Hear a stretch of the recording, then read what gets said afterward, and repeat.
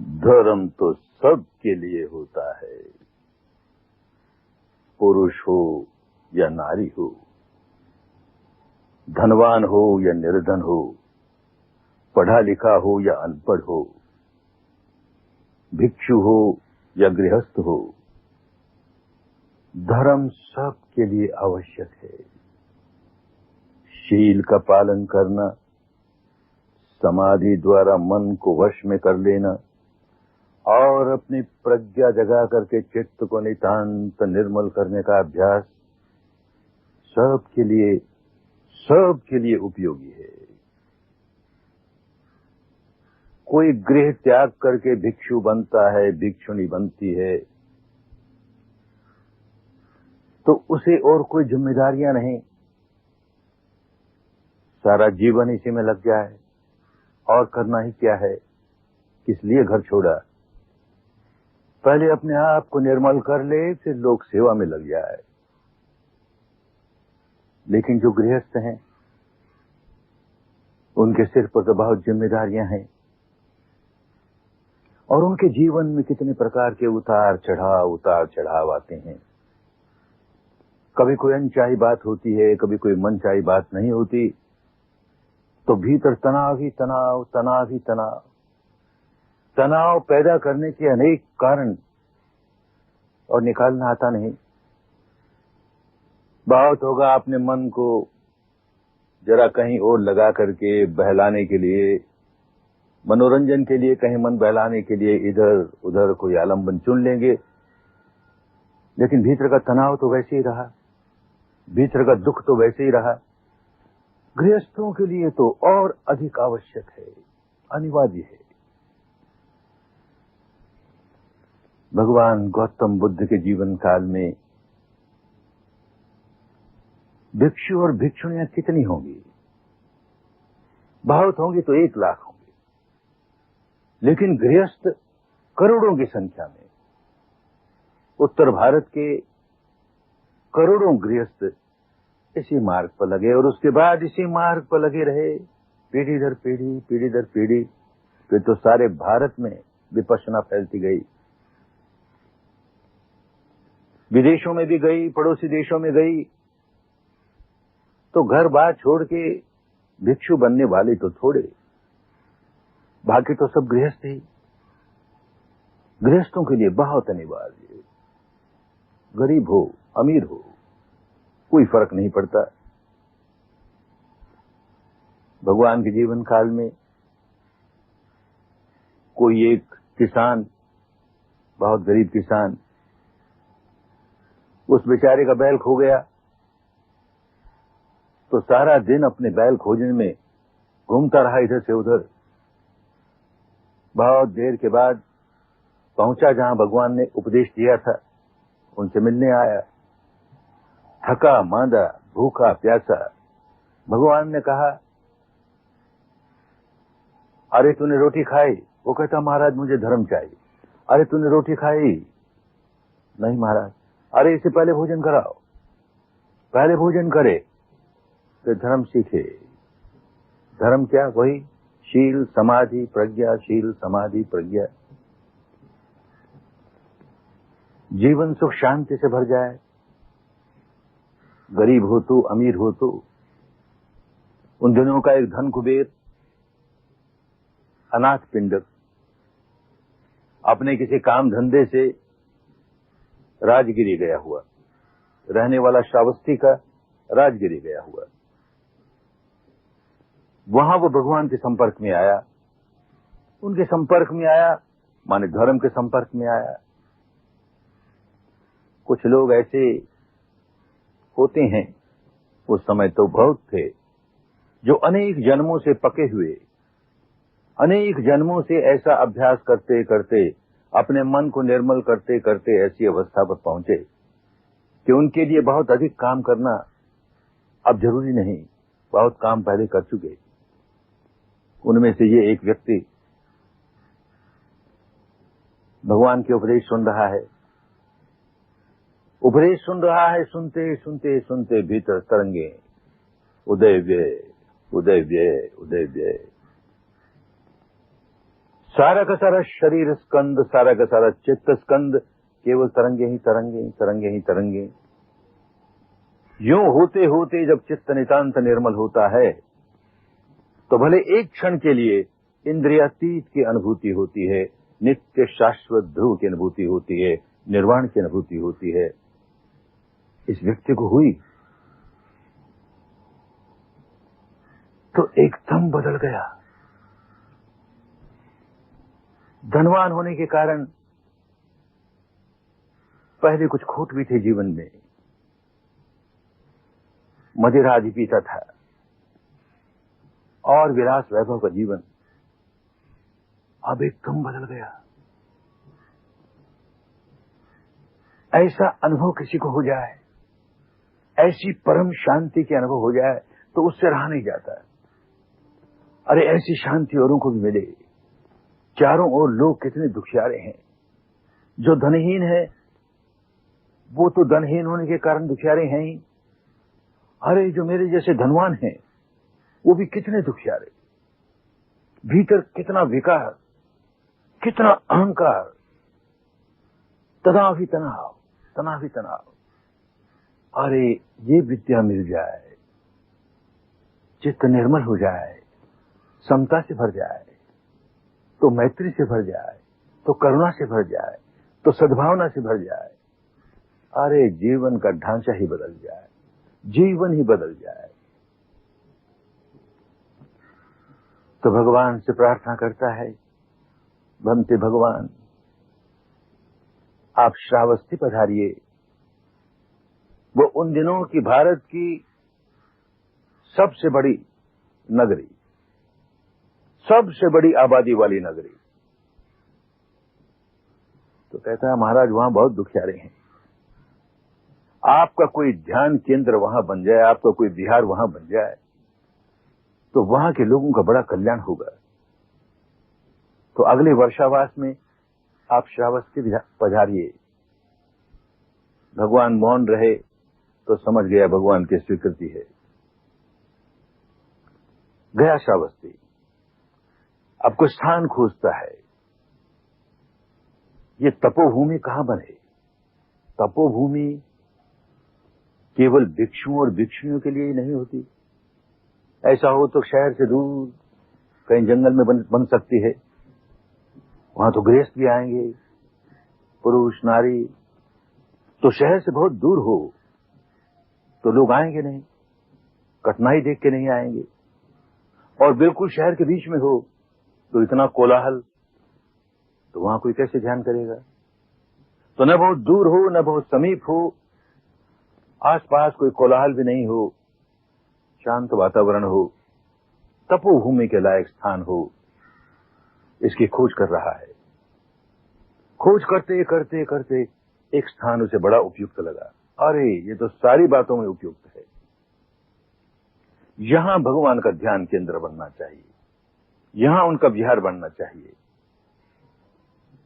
तो इसका मालिक कौन? इसका मालिक तो राजकुमार, राजपुत्र जैत। तो गया उसके पास कि राजकुमार मैं आपका वो बगीचा है उसे खरीदना चाहता हूं। मैंने बेचता, मैंने बेचने के लिए नहीं रखा वो बगीचा, अपने आमोद प्रमोद के लिए रखा है। कुछ तो कीमत कहिए, मैं किसी कीमत पर नहीं बेचता, कुछ तो कीमत कहिए। तो टालने के लिए वो कहता है जानते हो उसकी कितनी कीमत है? सारी धरती पर सोना बिछाना पड़ेगा। सौदा पक्का हुआ, सौदा पक्का हुआ। जैत राजकुमार देखता है कि ये कैसा आदमी है, वो नहीं बेचना चाहता। लेकिन उन दिनों के राज्य के नियम, अगर कोई व्यक्ति किसी वस्तु, किसी जमीन का कोई मूल बोल दे कि इसकी इतनी कीमत है और लेने वाला कहीं मैंने ले ली, तो अब ना नहीं कर सकता। या तो कीमत बोले नहीं, बोल दी तो बंद गया।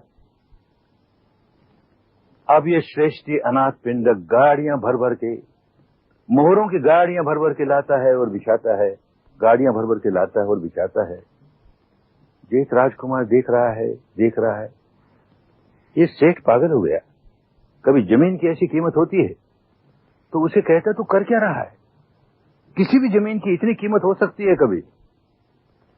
अनाथ पिंडक कहता, अरे तू नहीं जानता इस जमीन की कितनी कीमत होने वाली है। यहां भगवान बुद्ध आकर के धर्म सिखाएंगे, दुखियारों को विपश्यना सिखाएंगे। हजारों की संख्या में लोग धर्म का मार्ग सीख करके, ये विपश्यना की विधि सीख करके अपने दुखों से मुक्त हो जाएंगे, जन्म जन्म के दुखों से मुक्त हो जाएंगे।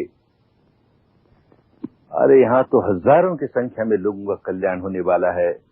मेरी ये संपदा अगर एक व्यक्ति के भी काम आए, एक व्यक्ति भी भव चक्र के दुखों से बाहर निकल जाए, मेरी संपदा का क्या मोल है?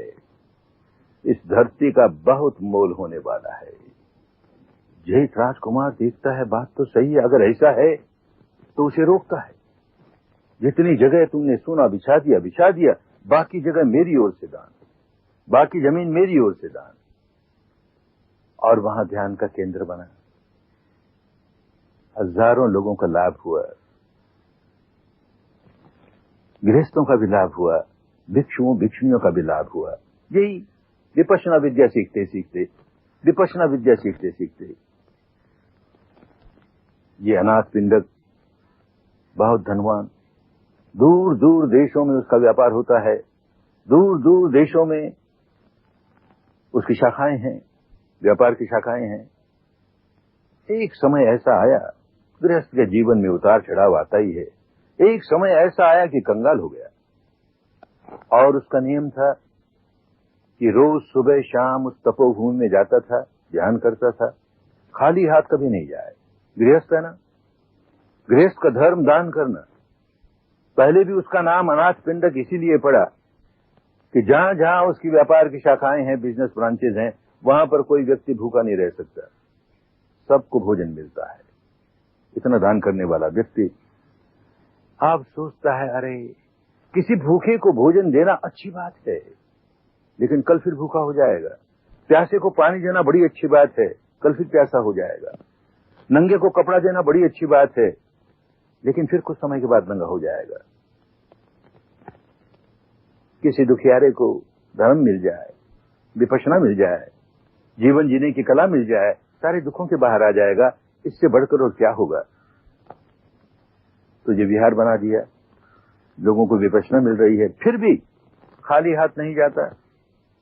जो लोग ध्यान कर रहे हैं उनके लिए कुछ न कुछ साथ लेके जाता है। अब तो कंगाल हो गया, क्या लेके जाए? तो अपने घर के पिछवाड़े बहुत बढ़िया बगीचा था, बड़ी उपजाऊ धरती वहां की, 2 मुट्ठी वहां की धरती, 2 मुट्ठी वहां की मिट्टी लेकर के जाता है, और इस जैत वन में, इस तपोवन में आकर के किसी पेड़ की जड़ पर छोड़ देता है। अरे इस मट्टी से, इस उपजाऊ मट्टी से ये पेड़ खूब बढ़े, खूब छायादार बने, और इसके छाया में बैठ करके किसी एक व्यक्ति का तो कल्याण हो जाए। बड़े मंगल भरे चित्त से, सेवा भरे चित्त से गृहस्थ है, उतार चढ़ाव आता है, कुछ समय के बाद फिर वैसा का वैसा धन कुबेर हो गया। उसी में लगा रहा, अधिक से अधिक लोगों का कैसे कल्याण हो जाए, अधिक से अधिक लोगों को यह कल्याणकारी विद्या कैसे मिल जाए। अपना भी जीवन बदल गया, अनेकों का जीवन बदलने में सहायक हो गया। ऐसे न जाने कितने हुए। एक और गृहस्थ, एक महिला,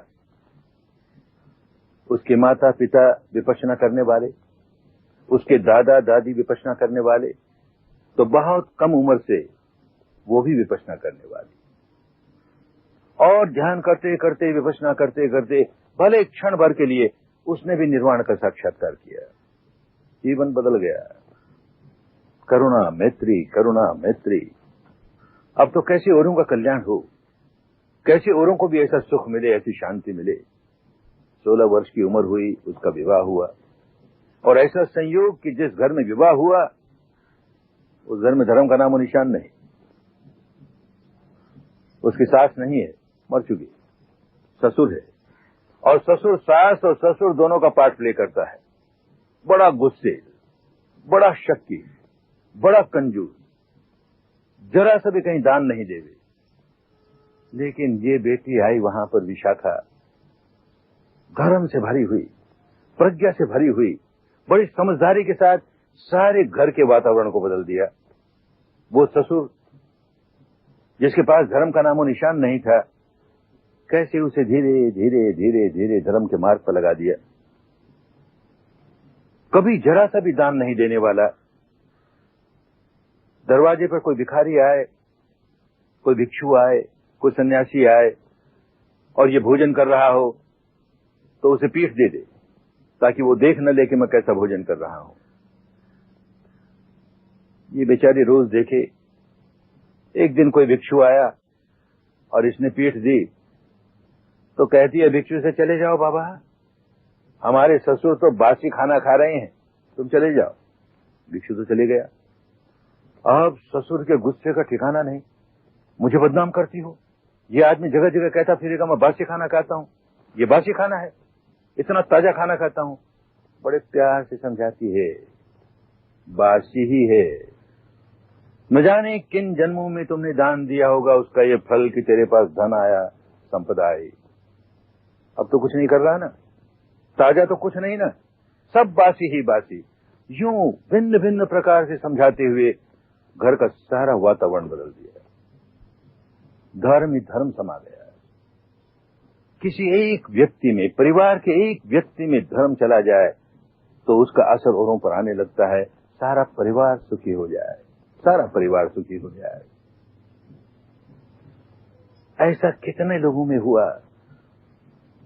भगवान के जीवन काल में ही ऐसा होता तो समझते को चमत्कार भगवान का, चमत्कार तो धर्म का।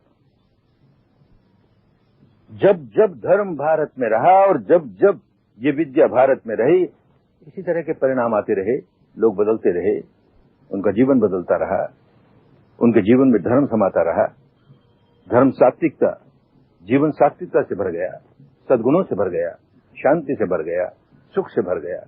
अरे बहुत धन संपदा है तो भी शांति कहां, सुख कहां, व्याकुलता ही व्याकुलता, नींद नहीं आती। पश्चिम के देश भौतिक दृष्टिकोण से कहते हैं बहुत विकसित, बहुत विकसित। क्या बहुत विकसित? बहुत धन है, बहुत दौलत है, लेकिन बताया गया कि वहां हर तीसरा आदमी रात को स्लीपिंग पिल लेके सोता है, ट्रंक्विलाइजर्स लेके सोता है। रोज के टनों स्लीपिंग पिल्स, टनों ट्रंक्विलाइजर्स बिकते हैं। अरे सुख नहीं, शांति नहीं, केवल संपदा। अपने देश में खूब संपदा है। धर्म हमें कंगाली नहीं सिखाता। खूब आर्थिक प्रगति हो हर दृष्टिकोण से, साथ साथ धर्म आए तो इस संपदा के साथ साथ, ऐश्वर्य के साथ साथ, समृद्धि के साथ साथ सुख आए, शांति आए, सारे विश्व के लिए एक आदर्श खड़ा हो। विपश्यना आती है तो ऐसा आदर्श लोगों में आने ही लगता है। मेरे गुरुदेव स्वर्गीय सियाजी उबाकिन के जीवन काल की एक घटना। ब्रह्मा देश आजाद हुआ, जैसे भारत आजाद हुआ, और जैसे भारत में छोटी छोटी अनेक रियासतें थी, किसी समझदार आदमी ने उन सब का विलय कर दिया और एक भारत यूनियन ऑफ इंडिया बनाया। वैसे ही बर्मा में एक समझदार आदमी ने छोटी छोटी अनेक रियासतों को मिला करके यूनियन ऑफ बर्मा, और इन रियासतों के जो राजा थे उनको खुश करने के लिए उनमें से किसी एक छोटी रियासत के राजा को देश का प्रेसिडेंट बना दिया। बड़ा खुश। पहले तो एक छोटी रियासत का राजा था, अब तो सारे बर्मा का राजा हो गया।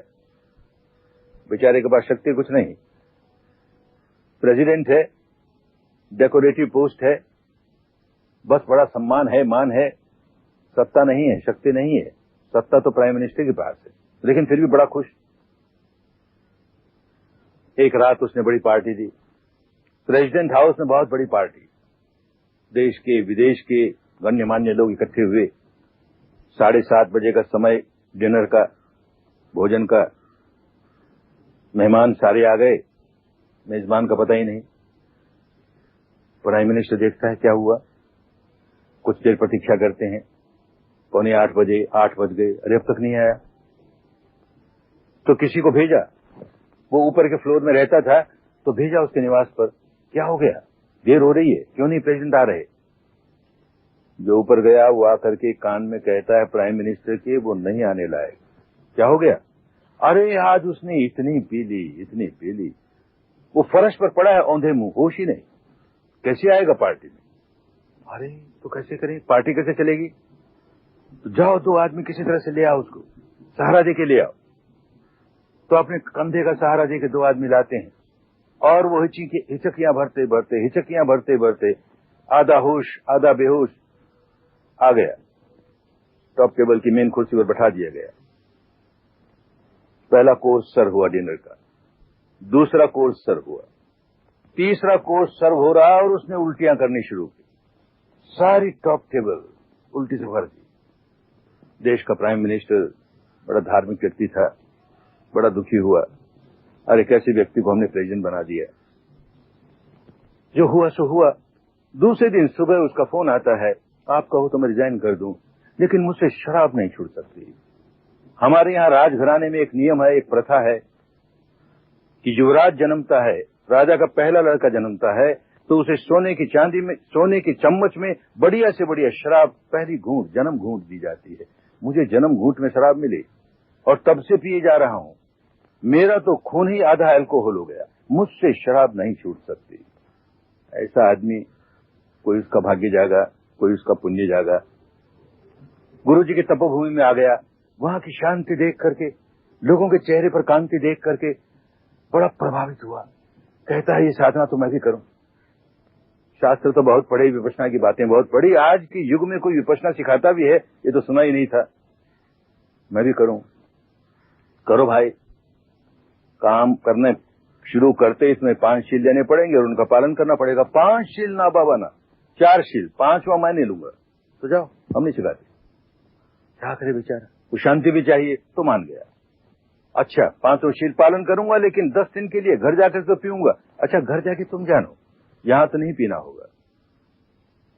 करते करते करते 10 दिन में क्या हुआ, किसी ने उसे धमकी नहीं दी कि अगर तू शराब पिएगा तो मरने के बाद तुझे नरक मिलेगा। ऐसा नहीं होता। विकार निकलते गए, आसक्तियां टूटती गई। इन संवेदनाओं को देखते देखते देखते शराब के प्रति जो आसक्ति थी वो टूटती समाप्त हो गई। घर गया तो खुद पीना तो बहुत दूर, कहीं 100 गज की दूरी पर कोई और आदमी पीकर आया है तो नाक पकड़ता सड़ता है, अरे कौन पीकर आया रे। कैसे बदल गया, क्या हो गया। केवल एक ब्रह्मदेश का प्रेसिडेंट ऐसा हो जाता तो समझते को चमत्कार हुआ। अरे आज भी तो हजारों की संख्या में लोग आते हैं, और कितने व्यसन, शराब का व्यसन, किसी को तंबाकू का व्यसन, किसी को ड्रग का व्यसन, अरे यही नहीं, किसी को क्रोध का व्यसन, किसी को वासना का व्यसन, किसी को भय का व्यसन, सारे व्यसन ही व्यसन। और ये संवेदना देखते देखते देखते व्यसन इन संवेदनाओं के प्रति है। ऊपर से लगता है कि व्यसन शराब का है कि ड्रग का है। शराब पीने से, ड्रग लेने से एक संवेदना होती है, वो संवेदना प्रिय लगती है और बार बार चाहता है वैसी संवेदना हो। अरे कितने लोग मुक्त हुए इस व्यसन के, कितने प्रकार के व्यसनों के दुखों से कितने लोग मुक्त हुए। कोई चले तो धर्म के रास्ते, कोई धारण तो करे विपश्यना, करते ही मंगल होना शुरू हो जाता है। जो धारण करे उसका मंगल ही मंगल, उसका कल्याण ही कल्याण, उसकी स्वस्ति ही स्वस्ति, उसकी मुक्ति ही मुक्ति, मुक्ति ही मुक्ति।